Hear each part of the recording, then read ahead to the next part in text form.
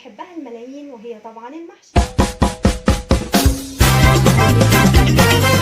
المحشي النهارده جايباه متنوع، من بتنجان ابيض وبتنجان اسود وكوسه وطماطم وفلفل. عايزين نشوف مقادير الخلطه بتاعتنا. عندي 2 كوب من الرز، عندي 2 حبه بصل مفروم، عندي 3 حبه طماطم معصوره وعاملاها طماطم بيوريه، ربطه بقدونس، ربطه كزبره، ربطه شبت، 3 معالق من الصلصه كبيره، معلقتين من السمنه، بس السمنه دي هاخد معلقه في الخلطه ومعلقه هنعمل بيها حاجه تانية، وعندي معلقه قرفه، وده سر الطعم الجميل جدا للمحشي. انا القرفه، معلقه القرفه دي بتخلي طعم المحشي مختلف تماما. وعندي معلقه من الكزبره، عندي معلقه من الكمون، معلقه من الفلفل، و3 معالق ملح. ونظبط الملح على حسب كل واحد بيحب الملح زياده شويه قليل شويه، الملح ده في ايدينا نقدر نغيره. كل المكونات دي هنحطها على بعض وتعالوا نعمل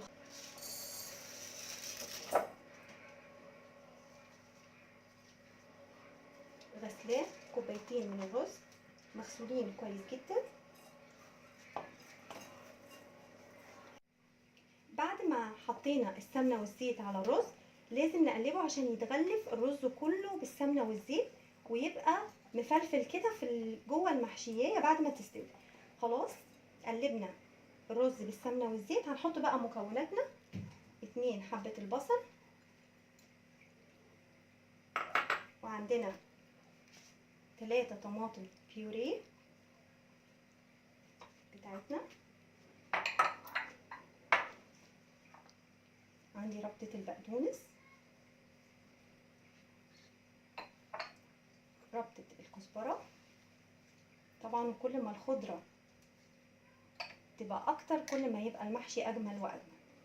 وربطة الشبت طبعا مقطعينه صغنن عشان يبقى جميل في الخلطة. ونبدأ نقلب ونحط باقي المكونات.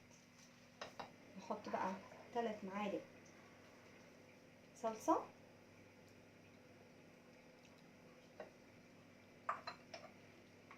ومعلقة الكزبرة والقرفة، وهناخد من هنا معلقة من الكمون،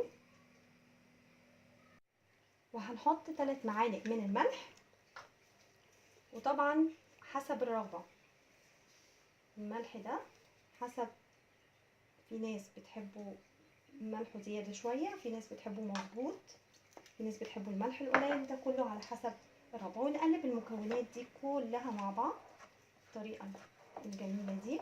طبعا ريحة المحشي تجنن من قبل ما ناكله وشكله يشهي قوي. وطبعا معلقة القرفة اللي انا حطيتها دي هتفرق في الطعم جدا جدا. وفي تركة تانية لسه هعملها. ودلوقتي التركة بتاعة المحشي اللي طعمه تحفة جت وقتها.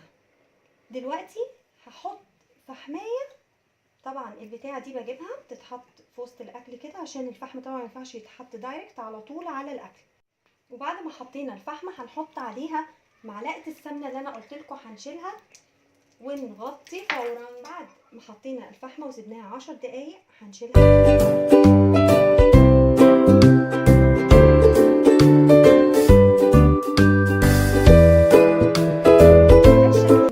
بتاع المحشي بتاعنا بعد ما خرجناه من الحله ورصيناه، طبعا ريحته وطعمه مختلفه تماما عن المحشي اللي احنا بناكله. والسبب التركه اللي انا قلت لكم عليها، الفحمه اللي طفيناها في الرز قبل ما نحشي. اتمنى انها تعجبكم، ولو عجبكم الفيديو اعملوا لي لايك وشير وسبسكرايب، وان شاء الله استنوني في فيديو احلى واحلى واكله احلى من دي كمان، وبالف هنا وشفا. كان معاكم غادة محمد من قناه طباخه هانم.